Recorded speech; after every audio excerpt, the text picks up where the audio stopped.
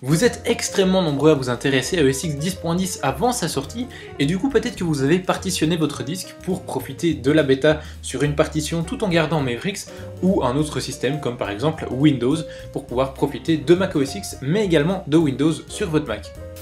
Du coup, vous savez sans doute que pour changer de partition, il faut soit éteindre son ordinateur et le rallumer en laissant appuyer la touche Alt pour choisir le disque de démarrage, ou aller choisir la partition sur laquelle vous voulez démarrer dans le disque de démarrage juste là, ensuite vous choisissez et vous cliquez sur redémarrer. Ce que je vous propose dans cette vidéo, c'est une manière beaucoup plus simple de changer de partition très rapidement et très facilement via une petite application qui s'appelle Reboot to HDD, c'est vraiment un tout petit truc très léger qui affiche une icône dans la barre des menus comme ceci, qui va nous permettre de choisir la partition sur laquelle on veut redémarrer. Donc par exemple ici, Macintosh HD chez moi il est sur Yosemite, et ma partition Studio Vidéo, qui est celle-ci, tourne sous Mavericks, et si je choisis par exemple celle-ci, je clique dessus, ça va redémarrer tout simplement mon Mac sur cette partition.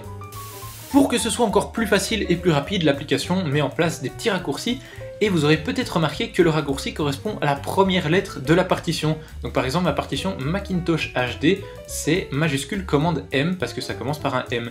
La Studio Vidéo commence par un S, donc ça sera majuscule commande S. Donc si vous avez une partition qui s'appelle par exemple Yosemite, ça sera donc un Y, donc le raccourci commande majuscule Y va rebooter directement sur Yosemite.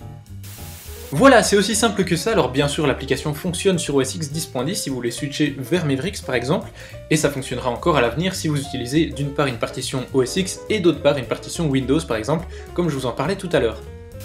Voilà, c'est tout pour cette petite vidéo. Vous retrouverez bien sûr l'application ainsi que le fond d'écran dans le fichier zip de la vidéo.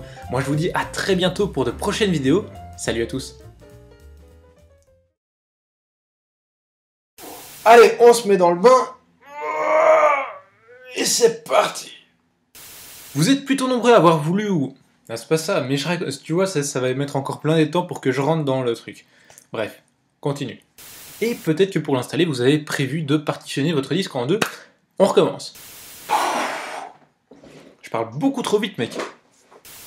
I believe I can fly. Putain, c'est vraiment de la merde. Et donc si je veux switcher sur ma partition... Et donc si je veux switcher